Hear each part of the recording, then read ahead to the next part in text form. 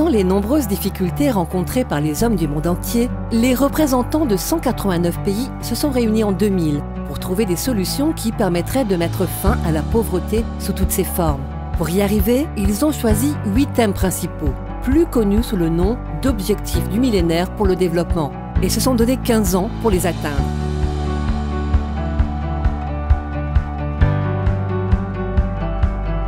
Les années ont passé, mais malheureusement, la pauvreté n'a pas disparu et d'autres problèmes sont devenus tout aussi importants.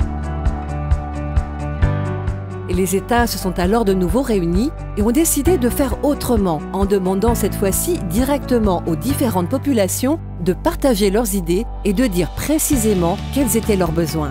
Accès à l'éducation, à l'emploi, à la santé, réduction des inégalités, paix, justice, environnement, égalité homme-femme. Une voix commune s'est élevée avec une même envie, vivre mieux dans un monde plus juste et plus respectueux de notre planète.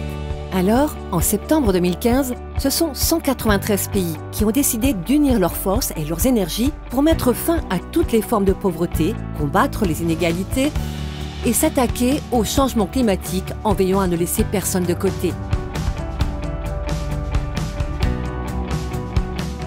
Les objectifs du développement durable étaient nés. Ils sont au nombre de 17, sont tous liés entre eux et pour les atteindre, nous devons tous nous engager en agissant chaque jour à notre niveau et ce, quel que soit notre âge, notre pays, notre profession. Nous sommes de passage sur cette terre et nous devons apprendre à vivre ensemble en la protégeant afin de pouvoir laisser une chance à nos enfants et petits-enfants d'en profiter à leur tour. Et vous savez quoi?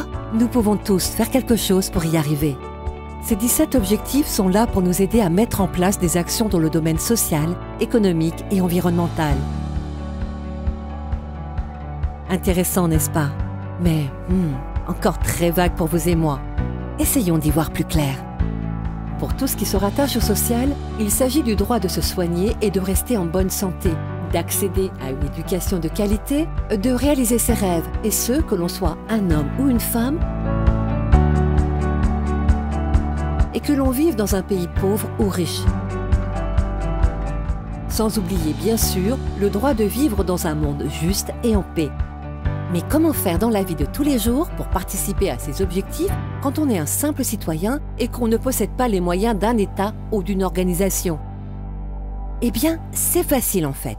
Et si ça se trouve, nous faisons déjà tous beaucoup de choses sans le savoir. Allons voir ce qui se passe dans notre belle région pour mieux comprendre ce que nous pouvons faire à notre niveau. Anta vit à Madagascar.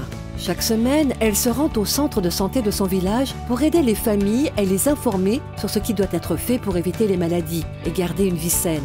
Se laver correctement, avoir une maison propre, la meilleure alimentation possible. Vous aussi, vous pouvez apporter votre aide et veiller à ce que tout le monde ait les conditions de vie les plus saines possibles chez vous, dans votre village et dans votre communauté. Nous voici maintenant aux Comores. Mariama et ses amis vont à l'école depuis qu'ils sont petits. Ils savent tous lire et écrire.